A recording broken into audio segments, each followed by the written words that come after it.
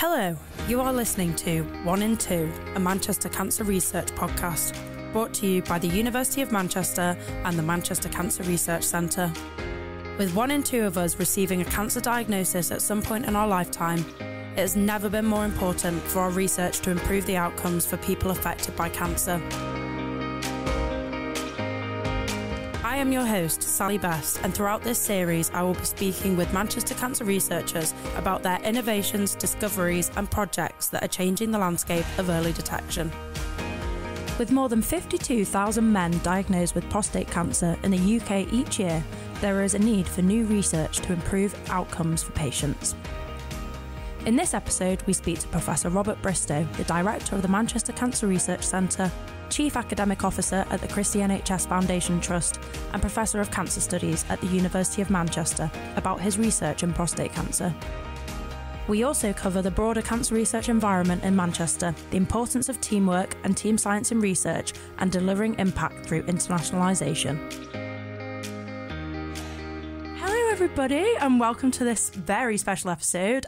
Today we have with us the one and only Professor Robert Bristow, and it's such a pleasure to have you here. Thank you so much for coming down today. Sally, it's awesome to be here. And I mean, first and foremost, how are you doing? You're looking fab. I feel great. You know, it's a new year, and I think that I had a nice holiday, and very invigorated for all the exciting things that are going to happen in the Cancer Centre and in Manchester. Oh, we love it. He's looking so great, guys, I have to say, because you can't see him, so I get all this pleasure, but you know. You can't see me blushing. He's going red. But yeah, I obviously have the pleasure of working with you really closely at Manchester Cancer Research Centre. But I'm wondering if, for the benefit of the listeners, you're able to tell us about what you do and describe kind of those many hats that you wear, because there are many. They're all different forms, different sizes. So, I mean, it might be a long bit of prose from you, but go for it. Well, you know, the first thing is I think the Manchester Cancer Research Centre is an amazing place. And Manchester is a fantastic place to do cancer research because, first of all, many people work towards the same goals. And of course, we develop strategies to do that. And I'll come back to that in a moment. But actually, I don't think I've met a nicer crowd when it comes to kind of the team building and the execution of those teams and the impact that we can have for our patients. So I just want to say that up front. And that's one of the reasons I came to Manchester from Canada to wear, yes, as you said, a few hats. So, you know, the Manchester Cancer Research Centre is formed by 3 main partners. That is Cancer Research UK, a fantastic and world-renowned charity for cancer research, the Christie NHS Foundation Trust, which is Europe's largest single-site cancer centre, and the University of Manchester, you know, one of, if not the largest universities in the United Kingdom, but also has cancer as one of its beacons, which means that the university has a particular focus on cancer research. So that means then that my job as director of the Cancer Centre should reflect those different partners. So from a Cancer Research UK side, within Manchester, I direct what is called the CRUK Manchester Centre, and that's to translate the very best science that we have at the university and the CRUK Manchester Institute into clinical trials or devices or new inventions that benefit patients. And then I'm also leading the research domain for cancer at the University of Manchester, where I'm the University Professor of Cancer Studies. And then at the Christie, I'm Chief Academic Officer, which is really an outward-facing part of the Christie, again, to bring the very best collaborations in, not only from those partners, but also national and international partnerships as well. Now, that sounds very varied, and I suppose it is. But the challenge, but also the excitement, is to pull a unified vision between those 3 partners through the MCRC and actually be able to be seen as a comprehensive cancer centre, not unlike large comprehensive cancer centres around the world. Fab. And I mean, it is a lot. We'll get onto kind of how you balance it all. But I'm just wondering, back to kind of the heart of it all and where you started, could you tell us about this research background that led you into this amazing kind of numerous positions that you're in today, and kind of like painting your days, say, back to an undergraduate and going on to describe your journey into cancer research and just, you know, how you found yourself here, really? Yeah, okay. Well, we won't take too much time for that, but I can highlight a few of them. I mean, I grew up in Toronto, Canada, or one of the suburbs of Toronto, Canada, and I suppose I was always interested in the sciences. And when I went to university, I did an undergraduate degree actually in zoology. For a long time, I thought I was going to be a marine biologist. I thought it was cool. I then found out how much it paid. I then decided to, perhaps look at some other avenues. And as part of my undergraduate thesis, I was looking at how ionizing radiation actually affects cells. And that, of course, has a translational component because we use ionizing radiation as part of radiotherapy, photon radiotherapy each and every day. And these days, it gets even more interesting with proton beam therapy. We might come back to that because that facility is available at the Christie. But in doing so, I became really interested in normal cells and mutated cells. And of course, the latter are very close to the beginning of cancer cells.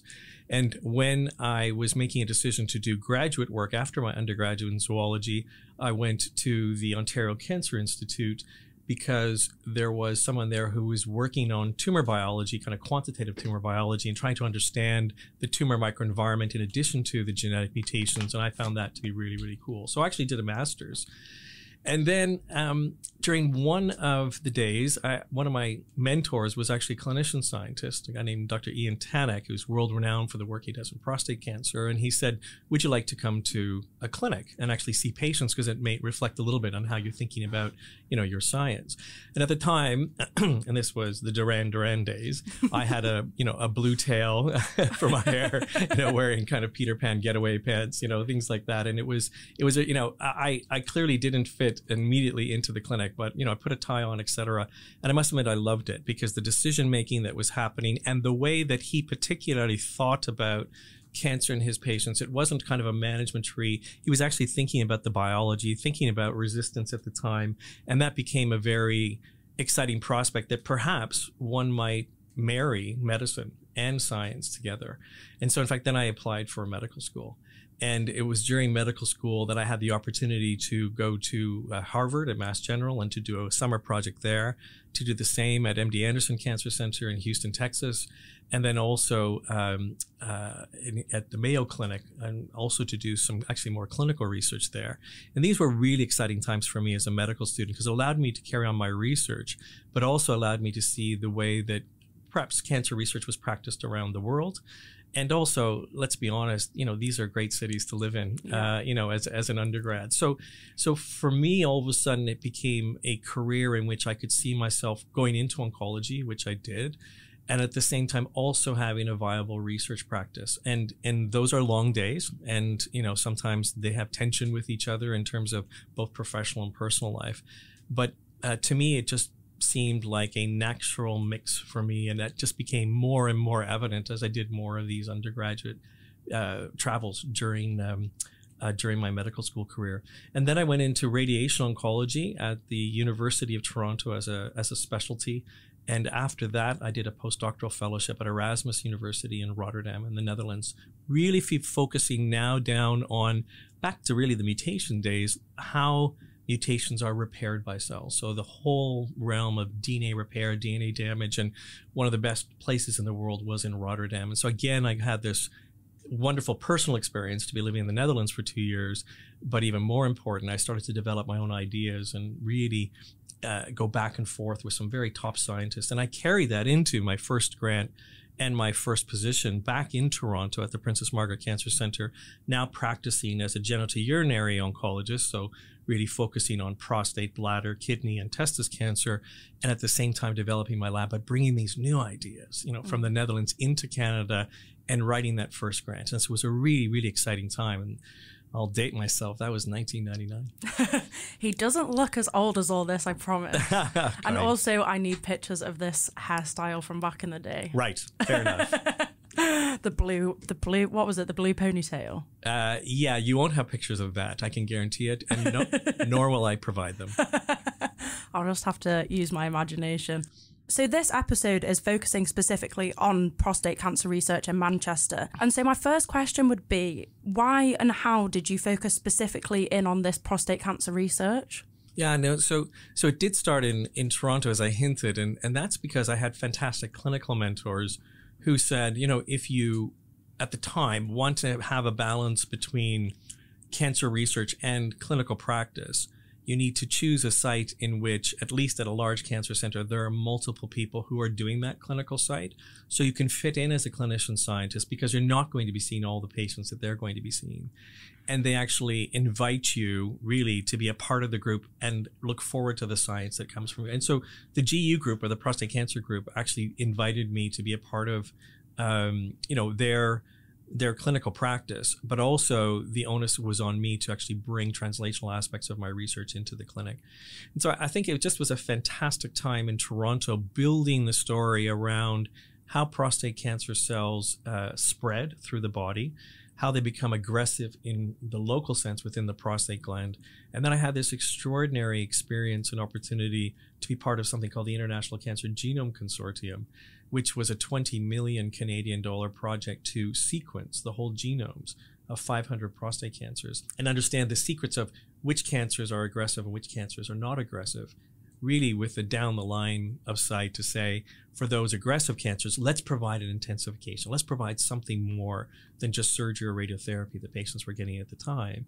And for those patients that had actually cancers that were much less aggressive, maybe we don't need to treat them at all. We can just watch them. And so this is called active surveillance these days. But you need to know the differences between the two. And it all seemed to be, at the time, focused in on the different genes that were activated within one patient's tumor versus another. And you really get a sense of the fact that, that heterogeneity or differences between patients occur in patients who, under the microscope, their tumor looks exactly the same. And as a clinician, I think, one of the most sobering things that happens to you, particularly in prostate cancer, where there's a bit long natural history, is around 4 or 5 years into your practice. And when you first start, you start to see patients failing therapy and not doing well. And yet you gave them exactly the best precision radiotherapy treatment that you could. And someone comes into the room and now they're failing treatment and their disease is spreading. And the next person who had exactly the same pathology, same clinical characteristics, is doing just fine. So for me, that clinical connection, why does one patient have a different response versus the other, was starting to link then to the genetics that we were, discovering. And that is something that really brought forth a lot of fruit with respect to international, frankly, accolades and branding for our program, because in 2011, we hadn't sequenced one prostate cancer. And by 2017, we had done close to 600, and we're the leading program. And the reason for that, and this is something that's kind of a raison d'etre within the Manchester Cancer Research Centre, is we built a team. And it was a 70-member team, and you had to have pathologists, clinicians like myself, basic biologists, geneticists, people who did whole genome sequencing, the whole technical team. And it was the whole day, the whole era, I should say, of sequencing these tumors at an international level, in which there were 53 projects, and we were one of them. So also it was exciting to go and learn about the genetic mutations that were being discovered in other tumors. And so it was a really exciting time, I think, for discovery in prostate cancer and understanding again about those aggressive versus non-aggressive cancers. And coming to Manchester then, kind of transporting that information, because these are now big databases that you can always mine, actually for the rest of your life if you want, afforded now a chance to think about, well, can I marry my interest in the tumor microenvironment and kind of low oxygen hypoxia that started my career, along with the genetics, and what's the interaction between the two? And that's what I focused on since coming to Manchester. And there's a lot of things that you've touched on there that we're going to kind of come back to, like the International Genomes Consortium and hypoxia and things. But I'm just wondering if we could kind of take a step back again. Tell the audience about the scale of the need of prostate cancer. So looking at outcomes and the incidence and the prognosis and things like that. Yeah, so I mean, the reality is close to 50,000 men will die of prostate cancer in the United Kingdom this year, and that's an extraordinary amount, of death, and it's the number one non-skin cancer in men, and we know that there's probably a risk somewhere in the order of 1 in 6 men will develop prostate cancer, but the issue is that there will be a varied aggressivity from one person to another when we talk about those 1 in 6 statistics or so. So it's really those 50,000 men that, had we understood their disease, we may have been able to reduce that number, improve cure rates, if again we understand the genetics at a very early state, because all of those men are dying of metastatic disease. They're all dying because they fail their primary and secondary therapies. And so if we understand aggression right up front, then perhaps again we can prevent that resistance and change some of those deaths into cures. It's an exciting area, because I think that the biology around prostate cancer, which is really a hormone-driven cancer, it's cancer driven by testosterone in the man. And so many drugs either are originally designed to stop the production of testosterone or block the action of testosterone by blocking a receptor on the cancer cell. That whole area has really changed, and from when I started, really now where we have 4 or 5 new drugs that are really excellent at kind of decreasing that testosterone-driven kind of cancer signaling. So there's a huge amount of research in that area, just focusing on how can we have better what are called hormone therapies or androgen deprivation therapies, and place those into the care of patients actually much earlier on to intensify those therapies for patients who have aggressive disease. I think the other exciting thing has been really proven in the last 15 years and some really prominent trials in the United Kingdom is that some men do not need treatment when they're diagnosed. And these are patients that we have what are called low-risk disease, a Gleason score 6 out of 10, because we score out of 10, 8, 9, or 10 is very aggressive, a 7 is in the middle, and 6 is less aggressive. And when you follow, for example, 100 men who present with such low-risk disease, only a third of them will actually progress into something that is more aggressive. So tests that define upfront which man that comes in with a low-risk cancer will continue to have a low-risk cancer for the rest of their lives and should never be treated, and therefore never have the side effects of treatment, versus those men who are destined to fail. And again, some may fail quite quickly because of the aggressive disease. Again, a really interesting area for genetics and and predictive assays, etc. And of course, I think men and women and anyone who has cancer these days, the expectation is they keep on hearing about personalized medicine, precision medicine. And I think we're in the era now for prostate cancer where we can start to stratify patients much better than we did before. And so the idea that we treat everybody with prostate cancer that comes through the door like we did 15 years ago is just a bygone era. Yeah. And it's kind of that, you'll die with it rather than from it. Yeah, vast majority of patients will. That's exactly right. And can we just talk about this Gleason score? Sure. So what's that based on? How do you assess and risk stratify patients? Yeah, no, really good question. So traditionally, we would stratify patients when they come in with a diagnosis of prostate cancer in 3 factors. One is what we call the TNM stage. So that's tumor, nodes, the pelvic lymph nodes, and also metastasis. And it's a way of saying what's the extent of the tumor. And the T category really represents whether it's a tiny lesion you just pick up, through a needle, it's microscopic, or actually it's a large lesion that's actually outside the prostate affecting other areas. So that's from T1 to T4 is that spectrum. The second factor is the prostatic specific antigen, the blood test, the biomarker for prostate cancer, which is something that we measure, of course, in men, sometimes to look at the risk of cancer. And there's some controversies, of course, about how effective that is. But as a biomarker to follow treatment, actually, it is an excellent biomarker. And so if you have a high PSA, clearly you're at higher risk because you have a higher burden in your body. A lower PSA in general means a lower burden. And then there's the so-called Gleason score, which is a pathology grading score under the microscope that, again, a well-experienced clinician is calling the pattern of cells.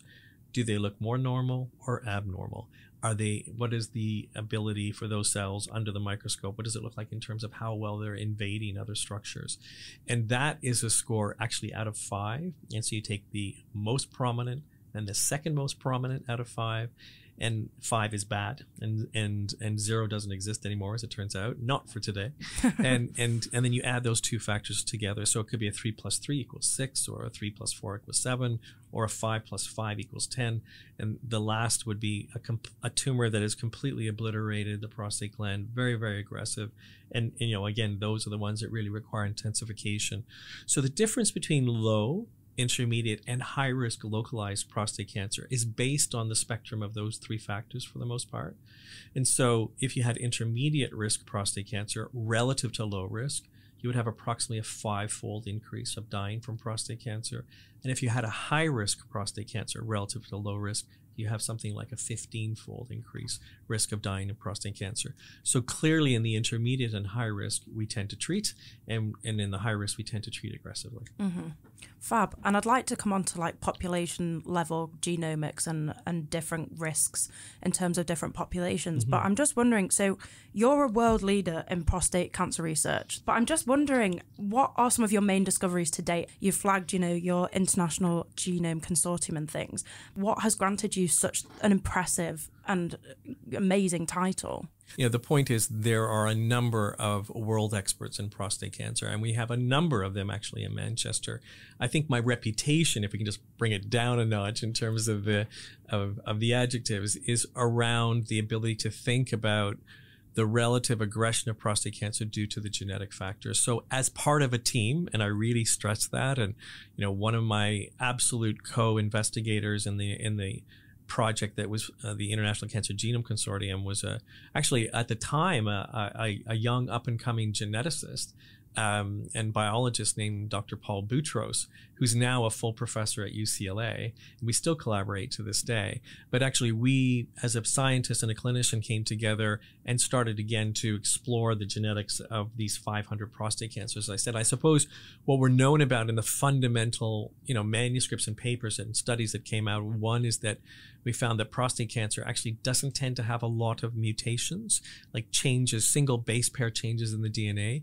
They tend to have what are called structural rearrangements, so additions or deletions of complete parts of chromosomes, and sometimes they fuse together. And so that was actually quite important because those structural changes are not always targetable by drugs. And so it's a very different cancer, for example, from breast cancer or lung cancer or other cancers. I think the other thing that we started to focus on also is that there is something called hereditary prostate cancer. And so these are cancers that are have an increased risk because of an inherited mutation in a gene. And of course, people have heard about Angelina Jolie and the BRCA1, BRCA2 breast cancer gene. Well, those genes also can put, particularly BRCA2, men at risk for prostate cancer. And so we had a specific focus about, are those cancers different than what we call sporadic, or kind of the I hate to say run-of-the-mill prostate cancer, but the non-hereditary. And we can talk maybe a little bit about that, in a few moments. And I guess the third was that it comes back to this tumor microenvironment and genetics. And so there were two camps really in prostate cancer biology. One was a camp that was really focused on the genetics and said that everything is genetics. And I suppose a camp that I first started in, which was actually, it's about the tumor microenvironment and this word hypoxia that we've used a couple of times, which is really about stating that in tumors, there are low levels of oxygen. And that's because if you think of a blood vessel, and as tumor cells grow, they grow away from the blood vessel. Well, actually, the ability for them to metabolize oxygen decreases because oxygen can't diffuse as far out. And then there are other reasons. There's abnormal perfusion, opening, closing of vessels. It also changes the oxygen gradients. But we know that those cells are more aggressive based on our work using, in vitro experimental studies. And then we found out in that genetic study, we actually ascribed a specific signature at the RNA level to hypoxic versus non-hypoxic tumors. And we found out that the hypoxic tumors were the ones that had most genetic changes. Okay. So it's a double whammy. If you have a hypoxic tumor, you are more resistant to radiotherapy. You're more resistant to chemotherapy for different reasons, as it turns out. You're more likely to develop metastatic disease. And then we found out that it was associated again with all of these genetic changes. So we found out that if you have both hypoxia and genetic instability, if we call the genetic changes that latter term, that's much worse than having either one of them. And of course, much worse than having neither of them. And the people who don't have hypoxia or genetic instability with prostate cancer do extremely well. So this ability to stratify by both the microenvironment and by genetics actually is an exciting era right now. And that's the area that we're currently involved in which is how does hypoxia drive genetic instability, or does the genetic instability drive hypoxia due to abnormal blood vessels? It's kind of a chicken and the egg story. So you have to go back into the lab, develop models that are very germane to the genetic changes you see in prostate cancer. And we do that by using primary prostate tissues, immortalizing those cells, and then making the changes that we see in those big genetic studies. And then we put those cells under hypoxia or low oxygen, and we look to see what the differential changes are. And we keep them under hypoxia. And what we can see is these genetic variants or mutants start to, increase. So clearly, this is an area that we need to be thinking about, because if we wanted to ascribe a certain risk of a patient that is going to fail therapy or have increased metastasis up front, then I would argue now that we have to think about both of these factors and develop a test that can basically give information in both of those realms in order to really put a patient into a category that then would lead to a specific precision therapy to target hypoxia, for example. And there are ways to do that now with some really fancy spatial omics that we might get into in a moment. So I think those are kind of the main discoveries, without going into too much detail, that this great team really effort had in terms of driving forward the kind of new concepts in prostate cancer biology. Great. And we'll move on to current research in terms of your lab group. But the thing that's really sparked my interest is that BRCA work, because I think a lot of the way that people hear about cancers is through the media. And I have personally only ever known BRCA associated with females and female disease. So could you just tell me a bit more about that linkage of BRCA2 to prostate cancer? Yeah, so BRCA1 and BRCA2 are, of course, risk factors for both breast and ovarian cancer. But it was found out that some patients who are men that carry the BRCA2 mutation are also at increased risk for prostate cancer. And comparing BRCA1 versus BRCA2 actually is the one that is really operational in that regard. We don't know why that's the case, because both genes or mutations in both genes are important in the other cancers. But in men, it's BRCA2. And so BRCA2, for example, will increase your risk for prostate cancer somewhere in the order of 5 to 8-fold. Okay. And also it increases the aggression of the prostate cancer as well. And if you look at all series, again, these are relatively rare tumors. It's about 2% of all prostate cancers are going to be in this category. But those cancers tend to be very aggressive. And the early studies suggested that 50% of men who had a BRCA2 associated prostate cancer were dead at 5 years. That's a very different statistic than looking at sporadic prostate cancer, taking everyone through the door, and you're looking at greater than a 90% prostate cancer specific survival at 5 years, right? So clearly there was an increased aggression associated with these BRCA2 patients.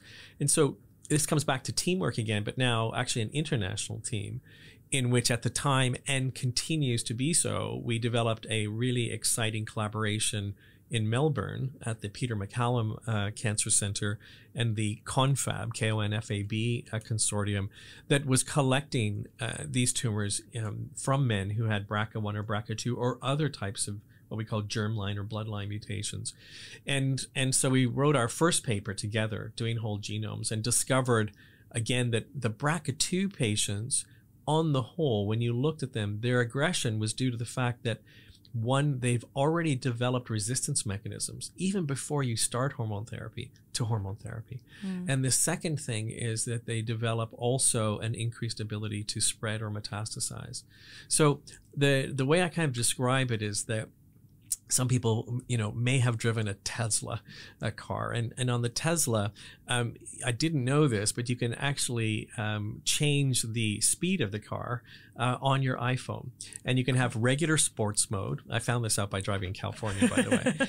But there's another hidden mode called ludicrous, okay? And ludicrous is what you sometimes see where you see someone push down the pedal and the car just goes crazy.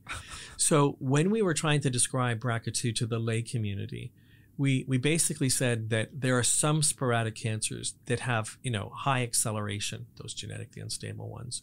And then there's BRCA2, which is in ludicrous mode. They have already, because of the increase in genetic mutations, because BRCA2 is a DNA repair gene, and mutations in DNA repair means that you're going to accumulate further mutations in the cancer.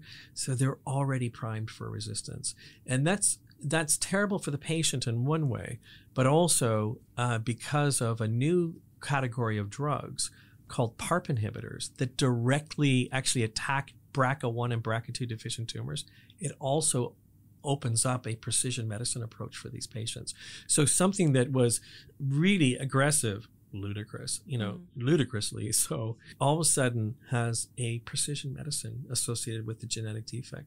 And this is really the holy grail of oncology, is to try and link those changes, whether it's a microenvironment change or whether it's a mutation change, to a specific new therapy that will help patients who otherwise would be, down a course of having lethal disease. Yeah. And I guess that's the power of knowing the genetics of people's diseases, right? 100%. And to have that information, portrayed to the patient in an accurate way, because of course, everything in medicine is really an art as well as as well as the clinical aspects of things, and things that are part of the patient in terms of their other health, the other diseases that they have, their overall health, sometimes their choices of the types of therapy they want. All of this comes into giving patients information that they make the best choices for themselves.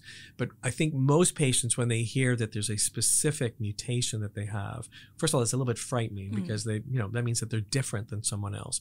But then when you follow that up with a genuine option that says, but then this will actually attack that mutation, and that's a therapy that's going to be specific to you, versus 98% of men versus prostate cancer, there's great hope in that, and actually enthusiasm for going on trials that actually link those two concepts together. Yeah, and I guess prostate cancer isn't just prostate cancer, it's a massive spectrum of disease, and there's so many people that fall into different parts of that. And I think people knowing that they're, number one, identified as not only having prostate cancer, as having a certain type that's going to respond to certain therapies, maybe it doesn't need any intervention. It's a nice handhold, isn't it? Yeah, I think it just says that even for prostate cancer, where again 15 years ago people might have thought that it's a relatively straightforward cancer, the reality is, to your point, is that there are subpopulations of prostate cancer that need very, very different treatment, have very different prognoses. You need to have a different conversation with each of those patients and their families. And then you have to continue to have those conversations, of course, with patients who have aggressive disease and then fail therapy. And then what's the next therapy? And what's the next therapy? And again, I think that also is one of the success stories of the last decade in prostate cancer research, coming back to that, kind of androgen receptor therapy piece, where the drugs are getting better and better and better of salvaging patients who fail first therapy. And so that's providing further options, and of course a longer lifespan for men who 15 years ago would have died of the disease within 2 years. Yeah, it's incredible work. So, just before we paint the picture of what you do here specifically in Manchester, you must have been tugged between numerous cancer centres. Why here? What made you come here? Yeah, I think you're right in the sense that, I was 15 years in Toronto, and we were reaching the end of the 5-year program, the International Cancer Genome Consortium, and you always look for challenges. And I think as long as, there's ability for myself innately to do strategic pieces and to bring teams together, and to do novel science because of a team effort, that gets me very excited. And as I said, that process and perhaps that success story started in Toronto, and I was looking for a place that could provide a similar type of ethos and culture in which people were excited to be parts of teams, rather than kind of like the superstar scientist who also may do fantastic work, but I'm not sure that it necessarily is going to translate to the clinic as fast if you have when you have a larger team and have these diverse individuals that have clinicians and scientists working together and kind of goal alignment. And team science itself is a science. There's a way to build teams and to drive teams forward and to celebrate teams. And also within teams, there's an ability to, recognize the experience and sometimes, frankly, scientific political savvy of the older investigator, if I can say it that way. But also there should be great room for early career investigators, to do their thing. It's to take things off of the discovery and drive their own research projects. And that was a very successful endpoint to the Toronto vision of what we had when we developed the team. So I was invited actually to be on a prostate cancer scientific advisory board to the Manchester's prostate cancer research team. That actually was a joint project with Queen's University Belfast. So the FastMan program was funded by Prostate Cancer UK and the Movember Foundation. And so myself and a US colleague sat and gave, feedback. And I was quite impressed actually with the breadth of prostate cancer research.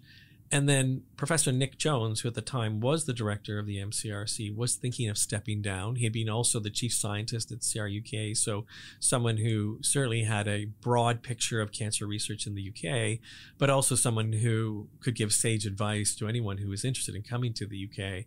And he said, listen, have you ever thought about coming to Manchester?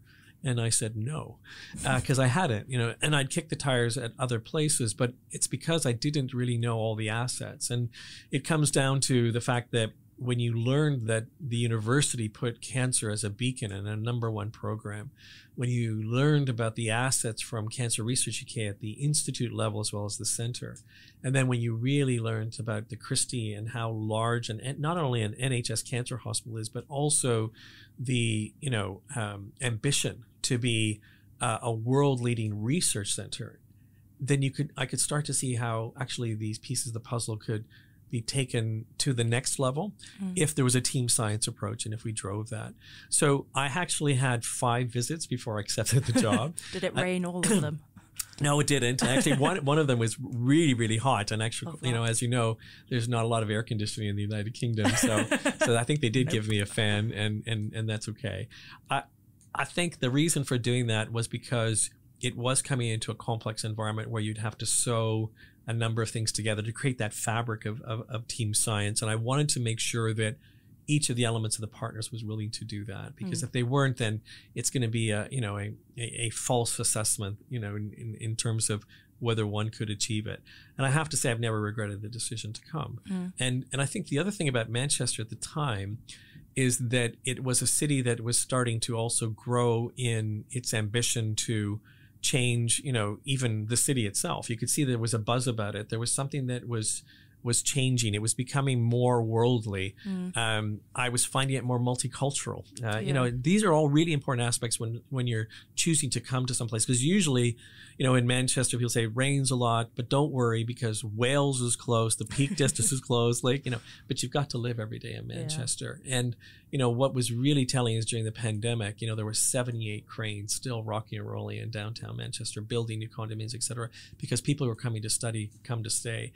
So for me, Manchester as a city has been very exciting. And then Manchester, for the people I work with across those 3 partners, have been absolutely inviting, have been really open to being part of teams. We kind of held a carrot in front of them, went to some town halls we might talk about, but actually everybody wanted to drive forward team science. And that to me was a very exciting piece, because I feel in doing so, and when you bring those clinicians and scientists and patients together, they co-create the projects, it's much more likely it's going to hit the patients faster.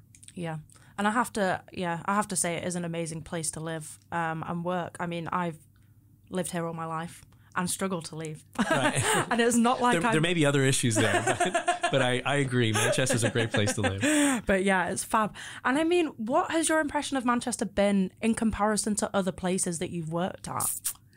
So again, I just want to be very clear. The collaboration and the ability to generate new ideas in those collaborations, I think, is one of the highest levels that I've seen before. You have to remember that, at least for the places that I've worked in, these are large cancer centers, particularly in the US, where there are NCI comprehensive cancer centers where there's one building, and in that building is the clinical care and all the research, and the director is head of all those monies, and there's a certain core grant that is given, and then and then the onus, of course, is to give great care, but also to do great research. In the United Kingdom, the concept of a single standing cancer center, it doesn't exist. You've got to pull these elements together, and depending on who controls what, some people don't like that. They don't want to give up territory because it means that they perceive that being part of a team could dilute what they're doing. But that's the whole idea of, through exemplars, that you show actually teams can do more rather than less. And also, I think what for me was quite exciting is that I saw some real assets in Manchester that no one else has around the world. So for example, we have a devolved healthcare system here. And when you tell people that we have an experimental healthcare system, they just look at you, but it's the NHS. Yeah, but you say it's devolved. What does that mean? It means that there's a cancer board that basically with, city council decides how the healthcare monies are spent on cancer. And that means they can align all of the trusts together with the Christie hub and spoke model. We can decide how to put genetic testing into the system. If there's a new invention, we could, for example, apply it in the Greater Manchester area to test it out and then actually reflect that back on the entire NHS. And a good example of that, and you've had a podcast, is Dr. Phil Crosby, who drove the lung cancer checks on on really a truck with a CT scan that went into neighborhoods that were at highest risk for lung cancer. And that approach, led to now a national campaign to do exactly the same thing in lung screening across the entire United Kingdom. So that was a challenge at first. How do you, put research into devolved healthcare system? But it's also been very, very exciting. I think the other element, again, was the fact that the Christie has an experimental cancer medicine center, a really strong early phase trials team, probably top 3 in Europe. Again, novel compounds that are coming through. I suppose the other thing about Manchester was also an interest in the basic and discovery scientists and how they could translate. And all you need is somebody to say that that's a really important aspect of their work. Not everybody may want to do that, but I think the teams that we built were really allowing some of the basic scientists to finally feel like they could translate their work, and hand it over to clinicians. And so we had a series of these town halls when I first came, which was to give a pump priming amount of money to teams in specific tumor sites, prostate, breast cancer, lung cancer, etc., and come up with a brand new idea that hadn't been thought about before, that was Mancunian. In other words, it only could be done in Manchester, either because of a patient population or technology, etc., and that it might be a lay headline in The Guardian in 3 years, if that research was successful. And I'm very proud of those town halls because people came together and did come up with novel ideas. And I suppose it's providing that opportunity for brain time. Yeah. And in 2 of those, the ideas came up. The ideas were bubbled up by patients. The lung cancer one was really interesting because a patient said, our lung cancer is different in Manchester relative to anywhere else. And I looked at my colleagues, Phil Crosby again, and also Professor Caroline Dive, who's driving our Lung Cancer Center of Excellence, and they didn't know. And so we looked, and in fact, the RAS oncogene, which is an oncogene that's very important in many tumors, including lung cancer, had a mutation that was at a much higher incidence in Manchester than in other places. We didn't know why. We made a mouse model of it, started to really look at it, targeting RAS now. So that patient's question, and that's why it's so important to have the patient in the room, actually led to a completely new program. And for me, that's really, really exciting. And it's because there was something different in Manchester. Similarly, in breast cancer, the breast cancer researchers, Dr. Gareth Evans and others, had formulated a new test based on the germline, the bloodline of women, of who is at greatest risk or not. And so the project was to go and find women in the ages of 30 to 50 who might have that signature and bring them in for state-of-the-art mammography. And really then find those young women who are most at risk for cancer and put them on novel trials. And again, that approach could only be done if you have a devolved healthcare system, could work with the GPs, but also you had this, unique test in breast cancer. So I think, I don't think those town halls where you basically had to decloak from the hospital that you're at and for the programs you're already doing and actually be part of a creative process, a co-creative process. And the funders and the comms people were not allowed to say anything. They're at the back of the room just watching this. And in fact, in 2 of the town halls, we actually had a reporter from The Guardian sitting in. And because what we were trying to do at the end was generate headlines, and I think what she said was quite funny. Of course, she said, great sessions, these are amazing. And she reported on them. She said, but scientists are terrible at giving headlines. And I think that's why we need people to, again, always make sure that we're reaching out to the lay audience in an appropriate way. But I'm very proud of those because a number of them, led to big consortium. I mean, the breast cancer led to our ability to form, a 5-partner international alliance for cancer early detection. And I think luck favors the prepared mind. So those town halls really got people to open their minds, to think about what are the best assets in Manchester, to write more provocative grants that would be competitive because of those assets, to recognize them, and then really to have international branding for a number of these programs. Yeah, for sure. And just to flag, we spoke to both Gareth Evans and Phil Crosby in season 1. So if you haven't, go and have a listen because they're fab. So coming back to the research, prostate cancer research, I mean, pièce de résistance question, what are you and your lab doing now? Well, I think we're doing some really exciting things and some very translational things. So my lab consisted of PhD students, postdoctoral fellows, and also clinicians in training, either doing their PhD or further down in their training and becoming soon their own independent scientists. And so we focused on those two areas again, the genetics of prostate cancer and again, the tumor microenvironment, hypoxia, and that interaction. And we're also very interested also in hereditary prostate cancer. So what we're doing now is taking those cells I described previously. So a man undergoes surgery for their prostate cancer. We freeze down their prostate cancer to do the fancy whole genome sequencing and actually something called spatial transcriptomics, where we can actually measure the changes in RNA expression and spatial proteomics, changes in protein expression actually on the actual tissue sample, and map that to areas that have low oxygen or high oxygen, and prove or disprove the theory that genetic instability is associated again with these hypoxic areas. And it's important because we could target those with a number of different drugs. So we have this kind of molecular pathology theme. We then have developed primary tumor cell models, by taking the normal tissue of men and actually knocking out what are called tumor suppressor genes or activating oncogenes, cancer-causing genes. And those are novel models from around the world, for the world to access, in which, again, we track the changes that we're placing into those cells. We look for the consequential genetic changes thereafter. And what I'm really excited about in those models is that we see a number of men with hereditary prostate cancer coming through the doors of our clinics in Manchester, because we see 2,000 new prostate patients per year. It's a remarkable number. Again, we're a very large cancer center. And because we're hypervigilant about finding men who have these mutations in genes, you can infer them from the clinical factors, but sometimes they actually come already with a known mutation because a relative of theirs had breast and ovarian cancer and were BRCA1 and BRCA2. And what we do there is we, again, take the normal tissue of those men. We freeze down the tumors and we investigate the tumors, but we want to develop new models. So we take the normal prostate tissues of those men who already have a mutation in them, and then, again, we change the oncogenes and the tumor suppressor genes that we see in the genetics and basically drive these new models. And these are the first models that I'm aware of in primary prostate cultures that will reflect these types of hereditary changes in genes, such as BRCA2. There's another gene called ATM. And so we're very excited about trying to understand, again, the relative aggression of these cells and what's the tumor microenvironment then in a BRCA tumor versus a sporadic tumor, and to use the latest technologies to do so. I think, and this might lead into some more of the questions you were hinting at the very beginning of the interview, we're also interested in men who come from African ancestry, because they tend to have more aggressive cancers.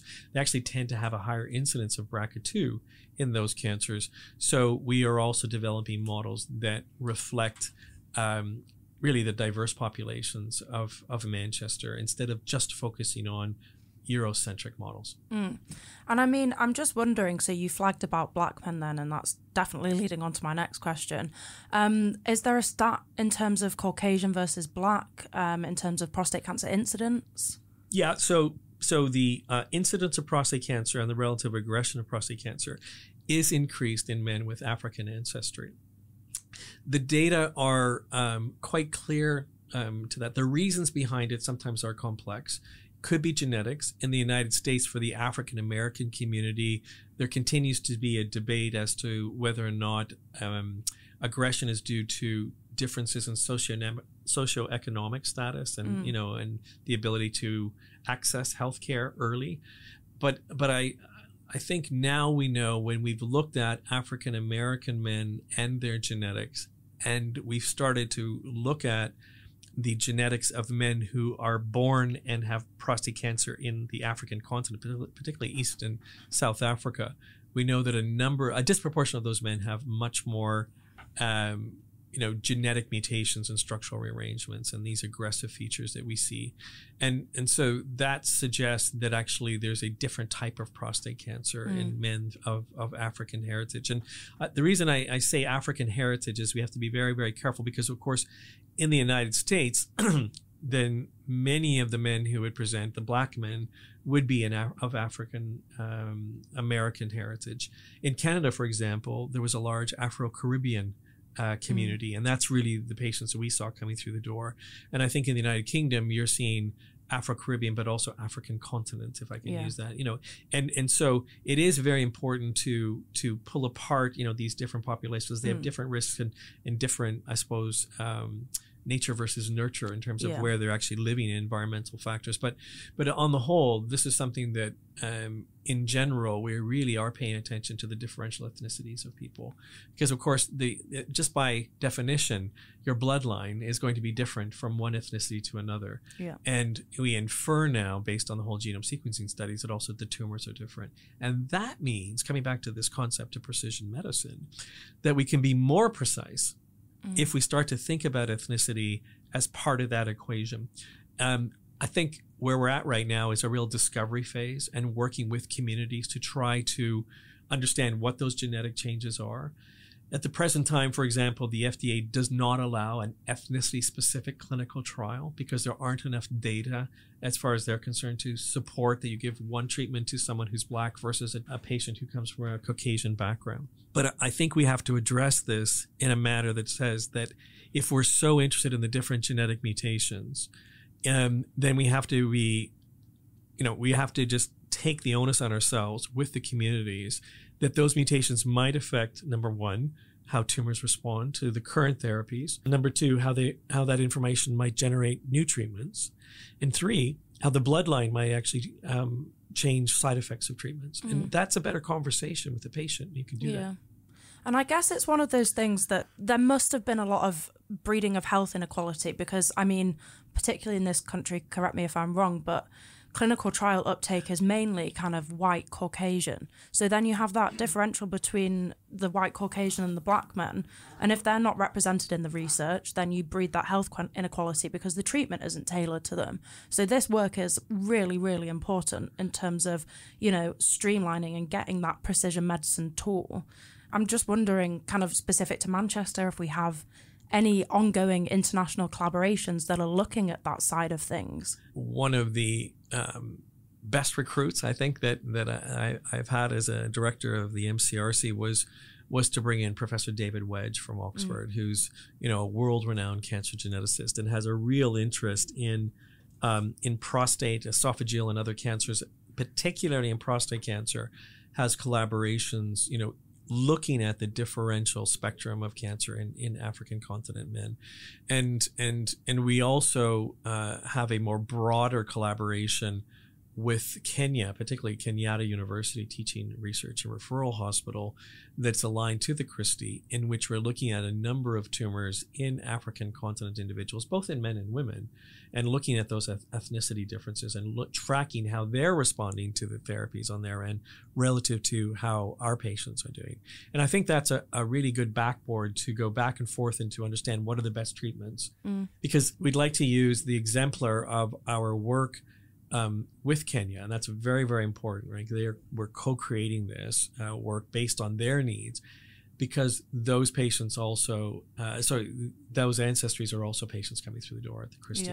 And so engaging the Black community in Manchester, which we're starting to do now, in terms of understanding about the genetics, both bloodline as well as tumor, and to have them say, excuse me, that actually, yes, we're really interested in these differences because we do believe it's going to be important, and we do want to be part of clinical trials, novel clinical trials that address these issues. That's a really important voice, for the healthcare system to hear, for the government to hear, and for us to hear as oncologists. So to me, it's a very, very exciting area. I think it used to be a very sensitive area because, anytime there's ethnicity, people start to think about solely differences, potentially in socioeconomic, all of these issues, which are very complex issues that I can't solve. But what I can do is say to somebody, how can I help you understand further about what is your disease? And then you're going to help me in providing better treatment for you and your loved ones down the road. And I think one of the things that we have heard from the Black community, if we just focus that on in Manchester, is somewhat of a distrust about the genetics. And so we've heard this through our community leads, who've been very helpful for us to, to how to address kind of an education piece, how to understand what are concerns of the community so that we can better provide them with information that would suggest that they would be excited about joining clinical trials. And sometimes the words are around the relative security of genetic data. Where does it finally wind up? Does it wind up in the police? Does it wind up in insurance, et cetera? And you have to convey again that just won't happen. But I can understand that someone would be concerned about that. The second is again about, the kind of the things we used to call about guinea pigs in clinical trials. And yet I would say for communities that have specific genetic changes, it's exactly what you want to get involved in, because that's the only way that we can know, who will respond and who won't respond. So it's a very exciting time, I think, for Manchester to be reaching out in terms of internationalization to different countries to understand those changes, because they reflect back on the diaspora that we have here and frankly in the entire United Kingdom. Yeah, and we have a very diverse population here. And indeed, in order to serve them, we need these international collaborations. So, I mean, my next question would be, do you see that as the future of cancer research, that globalisation aspect that's kind of not only focusing on the populations here and translating through to London and things, but is it more kind of far-reaching populations that are across the seas? And yeah, I personally think that's the way that I would like to see Manchester growing, is again a global, a solution provider for countries that have these different genetic changes, and coming up with solutions in their healthcare systems to address those. I think what's important to recognize is that, team science, as we said before, can occur at a number of different levels: local, national, international. And therefore, Manchester won't do this by themselves. And now I'll bring up the example of, early detection. The grant that we currently have with Kenya is funded by the NIHR, so the National Institutes for Health Research, to focus on the early detection of esophageal cancer in Kenya. And that's with mobile endoscopy units going to different counties that actually don't usually have the resources to have fancy healthcare institutions locally, and actually load up not only the pictures of the esophagus at the time they do the endoscopy, but also biopsies, and all that information is digitized and sent to a central hub, really trying to connect these relatively poor counties with the relatively richer areas of Nairobi that have access to these healthcare systems. So that provides a framework in which that team aspect is between two countries, the UK and Kenya. But actually there'll be a number of people who are really interested in the genetics of esophageal cancer in Kenyans, and early disease versus late disease across different countries. And we already know that there's an interest in that. So I can only see that is going to increase in terms of the team that is involved in the early detection in Africa, and who will be collaborating with. And the natural collaborators right now are part of the Alliance for Cancer Early Detection, of which the other partners are our Cambridge University, UCL, Stanford, and Oregon Health State University, in which together we're starting to think about exactly what you just said. What are the early detection needs in different countries? And that is going to have a huge impact in terms of the number of people that we can potentially change their course of disease if we can find cancers earlier. So the idea that you get higher and higher levels of kind of state-of-the-art technologies and assays within, what we'll call the first world, or in the Western Hemisphere, that's all well and good. And of course, there's a profit issue to that, and a number of different aspects. The question comes from an altruistic and global standpoint, is which of those elements can you transfer into other countries in collaboration and co-creation, and how do you do that, and how does it fit into the healthcare system?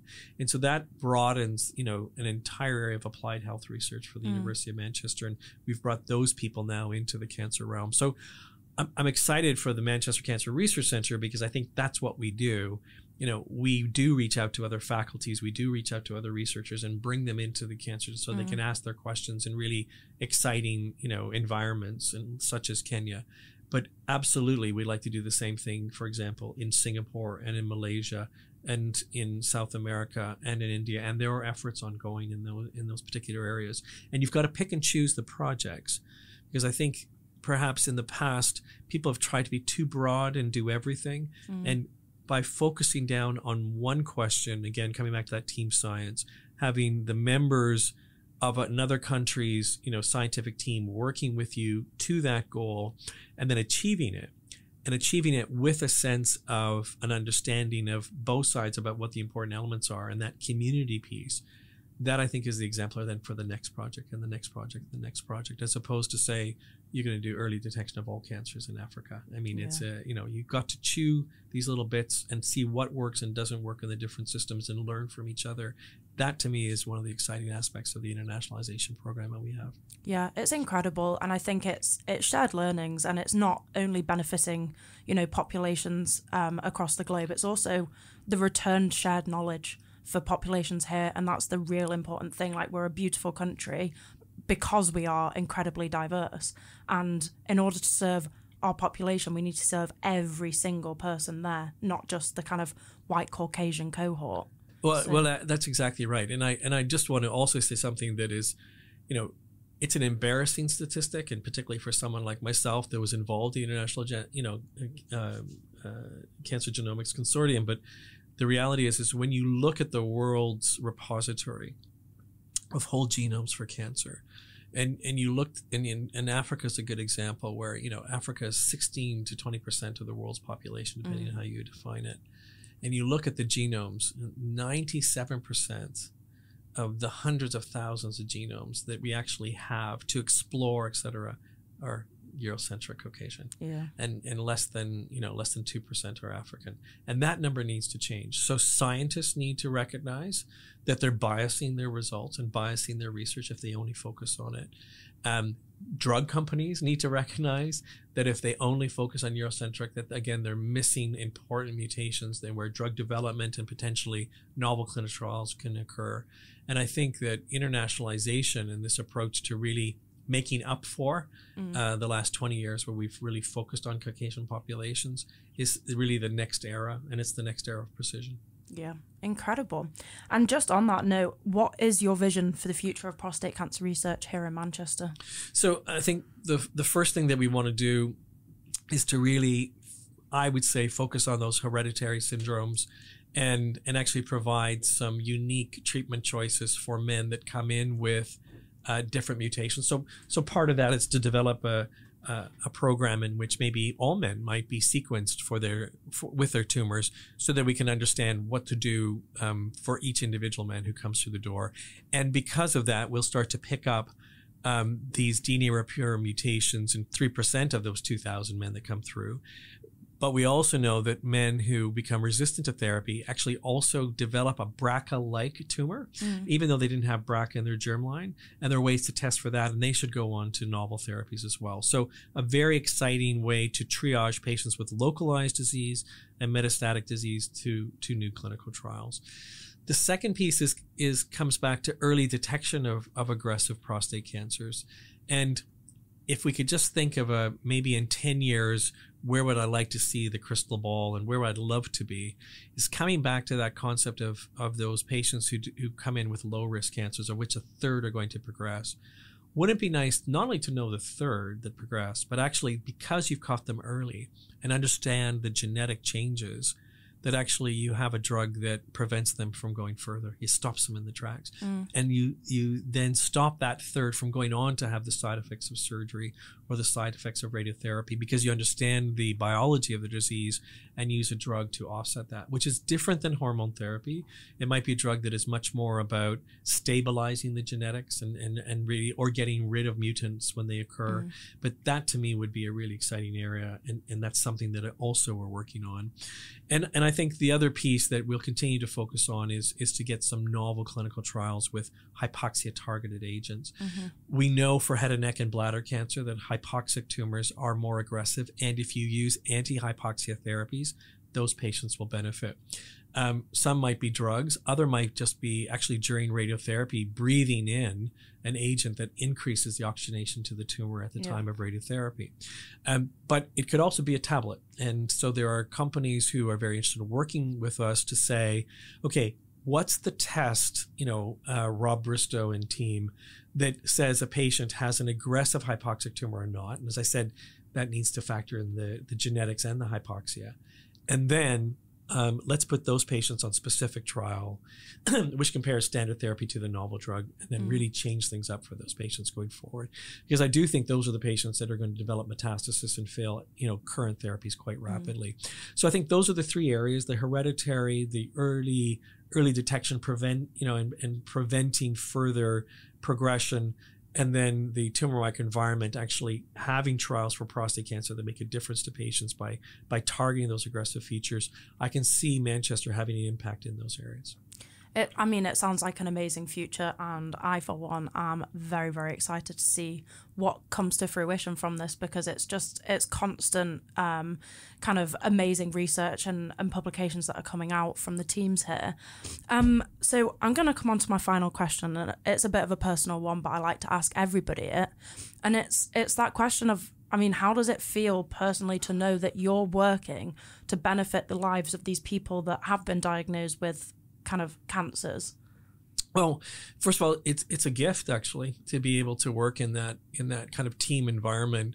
And again, I keep on using that 4-letter word, team, because there's no way that you can do it on your own. If there's one thing that I learned as a busy clinician, in Toronto, is that all the other clinicians that were working, in clinics on other days or right beside me, we all had one thing in common. That's to give the very, very best care, to try and cure those that are curable, and for those that have incurable disease, to make their life as best as possible for the time that they had. And it's a very simple concept, isn't it? And that's a partnership with the patient. So for me, it's the ability to give more accurate information to the patient and their family, which provides more options than we've ever had before for their treatment. And then they get to decide, because of a number of issues, lifestyle, other disease, et cetera, what is best for them. Yeah. That's great healthcare. And I kind of think about it, it's almost like you could think of it as the Expedia of healthcare. On Expedia, you go and look, you know where your destination is, but there are a number of different routes. One could be nonstop, one could have a couple of stops, different prices, different side effects, quote unquote. And you can imagine if we could be that precise and give patients, if you fail this, then we'll immediately go to that, et cetera, that they can see, they have hope, even under, the duress of aggressive disease, that there's going to be something else and something else. And I think we're getting to the point where we can have those conversations. So to me, that's a very exciting time. It requires people who are driving the basic and discovery biology of prostate cancer. It requires those people who are interested in the biomarkers of prostate cancer.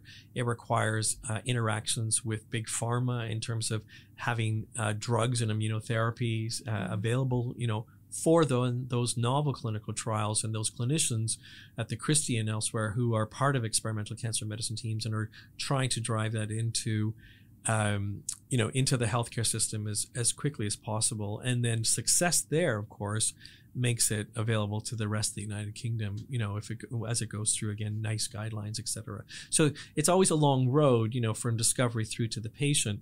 But when you've got the team and you've got the conduit, it's a faster process. And I think patients expect that these days. Yeah.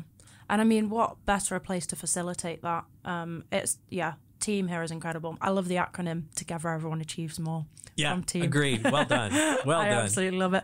But we could go on. There's so much more that I'd love to talk to you about. But I know your diary is very busy. And honestly, thank you so much for speaking to us for an hour. It's incredible. I know it's exhausting. But we need to hear it, from the one and only Rob Bristow. Oh, well, that's really kind, Sally. Your enthusiasm, it just went like that. But again, Manchester is a place for teams, whether that's in football or whether that's in cancer, and to really, be successful, we need to keep on driving that type of culture.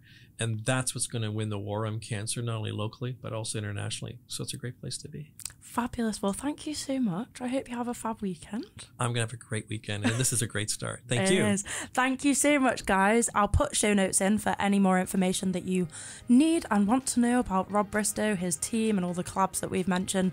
But yeah, thanks for listening again to this very special episode. Bye.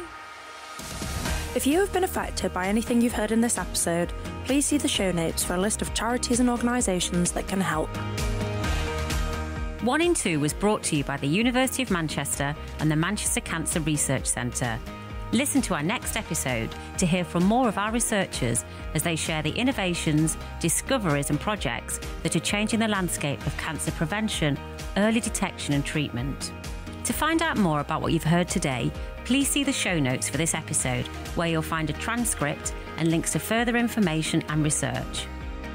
Cancer is one of the university's 5 research beacons, showcasing the interdisciplinary collaborations and cross-sector partnerships that are tackling some of the biggest questions facing the planet. To hear more about Manchester's research in advanced materials, biotechnology, cancer, energy and global inequalities, go to manchester.ac.uk/beacons.